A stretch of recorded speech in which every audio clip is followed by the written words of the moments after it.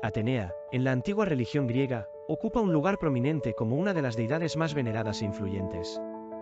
Conocida en griego ático como y en el latín romano como Minerva, Atenea representaba no solo la guerra, sino también la sabiduría y las artes manuales. Este dualismo en sus atributos simboliza su complejidad y destaca su relevancia cultural en la antigua Grecia. Frecuentemente ilustrada con una lanza y un escudo, estos elementos no solo simbolizan su destreza en el combate, sino su papel como protectora de ciudades y ejércitos. Se le presenta como una diosa que, aunque junto con Ares comparte un interés por la guerra, se diferencia al incorporar la sabiduría y la estrategia como sus armas principales, en contraposición a la violenta brutalidad de Ares. Atenea no solo es una de las 12 deidades olímpicas, sino que además es reconocida por su virginidad perpetua y su origen único. La mitología describe su nacimiento como un evento mítico espléndido, brotó de la frente de Zeus ya armada, tras haberse tragado a su progenitora, Matis. Su carácter e inteligencia se interpretan como herencia directa del intelecto y sabiduría de su madre, sugiriendo la profundidad de su conocimiento desde su creación. La presencia de Atenea se extiende más allá de las fronteras de la antigua Grecia, evidenciando su sincretismo con otras deidades en las regiones del Mediterráneo y su influencia hasta en los confines de la India. Esto resalta tanto el impacto de su culto como la adaptabilidad de su iconografía, que resonó con valores y creencias de civilizaciones diversas. La relación de Atenea con otras deidades y héroes es rica en simbolismo. Comparte el patrocinio de los oficios con Hefesto, siendo una guía para los artesanos y protectora de las labores femeninas. Un atributo que ilustra su conexión con la inteligencia práctica y el arte. Además, se le vincula con varias figuras heroicas en la mitología como Odiseo, por quien muestra un favoritismo que personifica su rol como defensora y consejera. Su propósito no es solo proteger, sino incitar a sus protegidos a enfrentar desafíos con astucia y valentía. Ejemplos de su superioridad en el arte de la guerra se muestran claramente en las epopeyas, donde derrota a Ares en combates, personificando una figura aparentemente invencible. Durante la guerra de Troya, su habilidad estratégica y el uso de elementos como el morrión de invisibilidad la presentan como una estratega sutil y efectiva, lejos de la fuerza bruta que caracteriza a otros dioses. En el ámbito de la justicia, Atenea se asocia con conceptos de equidad y gobierna sobre procesos que buscan una resolución sabia y canónicamente correcta.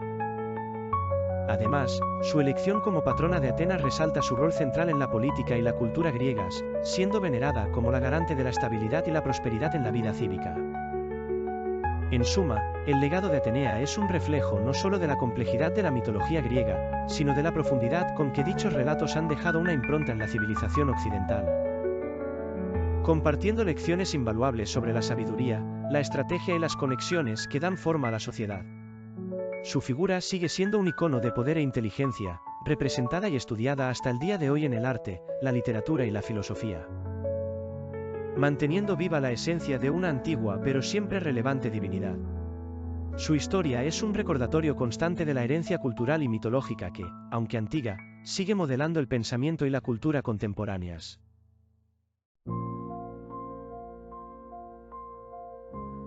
A los 120 años de su reinado, su cuerpo fue sepultado en la ciudad que llamó Saturno, por el nombre de la estrella. Esta versión de Crono narra cómo su figura mitológica se entremezcla con relatos históricos y astrológicos, subrayando su influencia en distintas culturas y épocas. En este relato, Crono es presentado como un gobernante temido y poderoso, cuya unión con Rea, también conocida como Semiramis, lo conecta a las leyendas de los antiguos imperios asirios. Su capacidad de dominio y conquista refleja no solo su papel en la mitología como el titán que gobernó durante la Edad Dorada, sino también como un símbolo del control del tiempo y la civilización. La descripción de Crono como padre de numerosas divinidades y personajes mitológicos refuerza su posición central en el panteón de los antiguos griegos, así como su representación como Saturno, el padre del tiempo en la mitología romana. Su historia de traición familiar y sucesión violenta es emblemática de las complejas narrativas que rodean a las deidades en la mitología griega, encapsulando temas de poder, mortalidad y el ineludible paso del tiempo. El ciclo de devorar a sus hijos y ser finalmente destronado por Zeus ofrece una meditación sobre la naturaleza cíclica del poder y la inevitable renovación que conlleva el tiempo.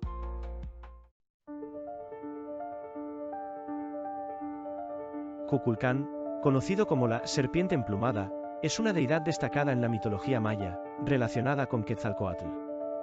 Este dios fue prominente en la península de Yucatán y Mesoamérica, simbolizando el viento y el agua, elementos vitales para las civilizaciones agrícolas mayas. El nombre, Cuuculcán, en maya yucateca significa serpiente emplumada.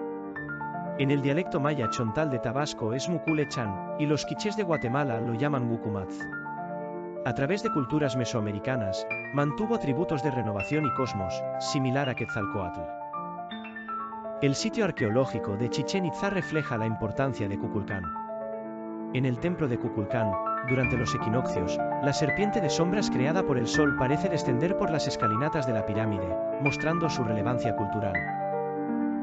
Cuculcán es recordado en códices mayas como una entidad con atributos celestiales y terrestres. En el Popol Vuh, bajo el nombre de Wukumaz, es una deidad creadora del universo, con una dualidad abstracta y religiosa, y en la estela 19 de Ceibal se le asocia con el viento. Las ciudades mayas de Yucatán, como Chichén Itzá, Mayapán y Maní, tienen monumentos dedicados a Cuculcán, mostrando su relevancia cultural y religiosa. Según crónicas como la Relación de las Cosas de Yucatán, se creía que Cuculcán fue un ser histórico que descendió del cielo. La figura de Cuculcán aparece en códices y relieves arquitectónicos, y en teorías astronómicas contemporáneas. La hipótesis de una segunda pirámide que complementaría el fenómeno de la dualidad maya es una adición moderna al conocimiento ancestral, uniendo historia con cálculos celestiales.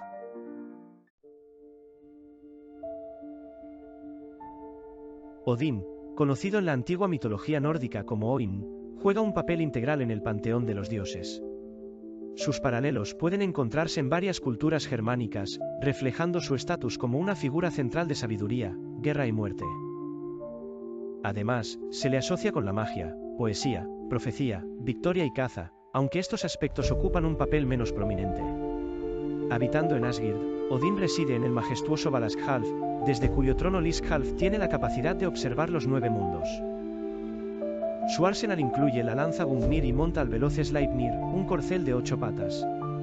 Es hijo del dios Asbor y de la gigante Vestla, hermano de Vili y Ve, esposo de Frigg, y padre de varios dioses como Thor y Balder. El término Eifr, que significa padre de todos, es utilizado en poesía escáldica al referirse a él. Como deidad bélica, Odín es responsable de enviar a las valquirias a recoger a los Einherjer, valientes muertos que le acompañan en el Valhalla. Al final de los tiempos, liderará a los dioses contra el caos en el Ragnarok, evento donde sucumbirá ante el lobo Fenrir, aunque su hijo Vidar surgirá victorioso de este encuentro. El nombre de Odín deriva de la deidad protogermánica Buinath, y es mencionado por el cronista Adán de Bremen como Wodan ide est furor, haciendo alusión a su asociación con la furia. En el nórdico antiguo, Or significa tanto locura y furia como sabiduría y poesía, indicando su dualidad de carácter. En la edad vikinga, Odín es visto como un dios ambivalente, vinculado a la inspiración poética y a la furia guerrera. Sacrificó su ojo en el pozo de Mimr por sabiduría, y retuvo el conocimiento rúnico adquirido de Yggdrasil para sí, mostrando un rasgo egoísta y reservado. La cacería salvaje, o Asgarreid, es una manifestación de su influencia, donde lidera un espectro de guerreros caídos. Como dios de la guerra, su influencia es legendaria, a menudo actuando como catalizador de batallas y enviando a las valquirias para asegurar su resultado deseado. Su presencia en el campo de batalla se trasluce en figuras como sus cuervos Hugin y Munin y sus lobos Yeri y Freki, quienes le acompañan. Odín es también maestro del engaño y las transformaciones, capaz de cambiar de forma a voluntad. En las Edes se describe su habilidad para disfrazarse como un anciano tuerto. Es conocido, además, por sus prácticas del Said, un tipo de magia asociada con los nórdicos. A pesar del aura egoísta en algunas historias, otras lo retratan como un dios justo, reflejando la complejidad de su personaje. Con epítetos como Folnir y Samgetal, que hacen referencia a su sabiduría, Odín es un dios del conocimiento. Profundamente conocedor del universo y de su destino, se deleita en desafíos de sabiduría, habiéndose enfrentado en duelos intelectuales con gigantes y humanos por igual, arriesgando su vida por obtener conocimientos profundos. Una de sus aventuras más recordadas es su viaje al pozo de Mimr, donde sacrifica su ojo izquierdo por un sorbo de sabiduría. Este sacrificio, al igual que el de Tyr al encadenar a Fenrir, refleja el compromiso divino con un conocimiento superior. Un conocimiento que, sin embargo, no siempre comparte con los habitantes de los mundos que gobierna. la figura de Odín queda como una de las más representativas de la mitología nórdica, un dios de innumerables facetas, cada una añadiendo una capa de complejidad a su ya intricado carácter. Sea por su sabiduría, su liderazgo en batalla o sus habilidades mágicas, Odín sigue siendo un tema de vasto interés y profundo impacto cultural.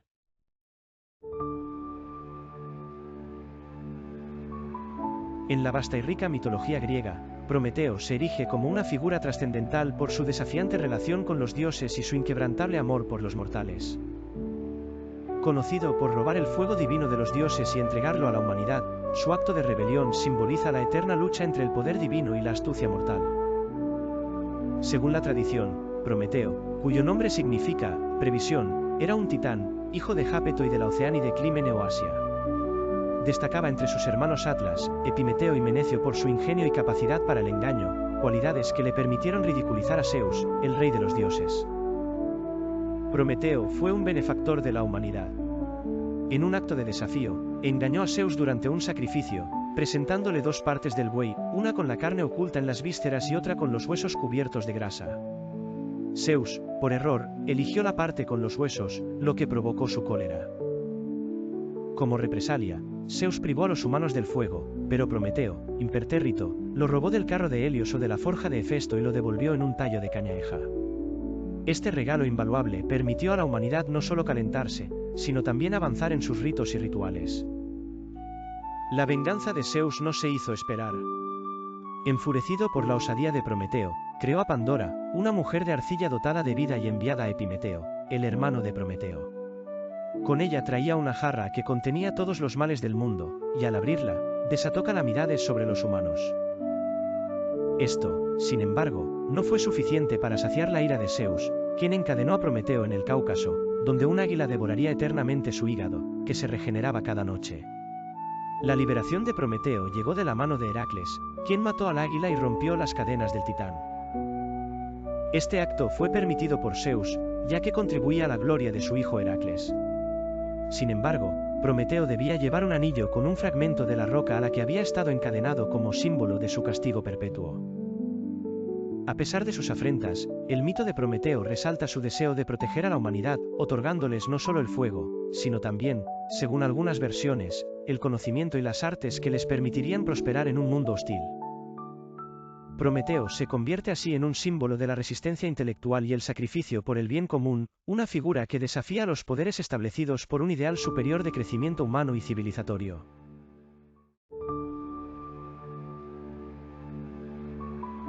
Ra es el dios del sol y del origen de la vida en la mitología egipcia. Representa la luz solar y es considerado el creador de la vida. Durante la dinastía V, Ra se consolidó como uno de los dioses más relevantes, identificado con el sol del mediodía, cuando alcanza su mayor esplendor. Ra gobernaba sobre todas las partes del mundo conocido, el cielo, la tierra y el inframundo. Se creía que había sido el primer faraón del antiguo Egipto, simbolizando el orden, los reyes y el cielo. Inicialmente, Ra fue la figura más importante del mundo inferior. Según las creencias, Ra viajaba por el mundo inferior cada noche bajo la forma de Auf-Ra, el sol poniente. Para transitar el cielo, se le imaginaba navegando en una barca de oriente a occidente en un trayecto de 24 horas, de día la embarcación era conocida como Manyet. Por la noche, abordaba una barca más pequeña llamada Mensentet. Durante su viaje se manifestaba en tres entidades distintas, al amanecer como Hepri, al mediodía como Orahti, y al anochecer como Atum. Ra era representado como un halcón y compartía características con Horus. En ocasiones, Ra y Horus eran combinados en la figura de Ra-Orahti, Ra, quien es Horus de los dos horizontes. Con el ascenso del dios Amón durante el Imperio Nuevo, se fusionó con Ra, surgiendo Amón-Ra. El culto al toro Mnevis, una encarnación de Ra, estaba centrado en Heliópolis. Se creía que todas las formas de vida fueron creadas por Ra, y según algunos relatos, los seres humanos nacieron de sus lágrimas y sudor. Los egipcios se autodenominaban el ganado de Ra. En el mito de la vaca celestial se relata cómo la humanidad conspiró contra Ra. Ra envió a su ojo como la diosa Sekhmet para castigar a la humanidad. La iconografía de Ra variaba. Podía ser un hombre con cabeza de halcón, adornado con un disco solar con una cobra, un hombre con cabeza de escarabajo en su forma de Hepri, o con cabeza de carnero. Además, se le representaba como un fénix, una garza, una serpiente, un toro, un gato o un león. En el inframundo, se le solía retratar con cabeza de carnero, conocido como el Carnero del Oeste. Ra fue una de las deidades solares predominantes al comienzo del Imperio Antiguo. Alrededor del 2400 a.C. se convirtió en el dios oficial de los faraones. Durante la dinastía V, fue elevado a deidad nacional, luego, vinculado con Amón para formar Amón-Ra, la principal deidad del panteón egipcio. Aunque su reinado fue interrumpido durante el período de Emarne. Akenatón impuso el culto al dios solar Atón, pero tras su muerte, el culto a Ra fue restaurado. En la mitología, se cuenta que al principio solo existía oscuridad y aguas llamadas Nan, de donde emergió Ra, capaz de transformar lo que nombraba. Así, creó el sol y nombró a los dioses. Ra estableció las leyes de la naturaleza. Posteriormente, asumió forma humana y gobernó Egipto, pero envejecía, y cuando la humanidad dejó de respetarlo, convocó a los dioses en busca de consejo. Nan le sugirió destruir a los hombres mediante Sekhmet. En la leyenda, Ra creó a Sekhmet para castigar a la humanidad, pero cuando su furia amenazó con exterminar la vida, Ra se compadeció y la apaciguó, transformándola en Bastet, diosa del amor y la pasión. Sin embargo, el secreto del poder de Ra residía en su nombre. Isis aprendió el nombre de Ra mediante artimañas y magia, curando a Ra pero marcando el fin de su reinado en la tierra, trasladándose a un reino celestial. Ra también se combinaba con otras deidades, mostrando el sincretismo egipcio. Montu-Ra y Ra-et-Tawi son ejemplos de cómo la deidad solar se entrelazaba con los mitos del Alto y Bajo Egipto. A lo largo de la historia egipcia, Ra mantuvo su prominencia, simbolizando no solo el poder del sol, sino también el eje de la creación y el orden del mundo.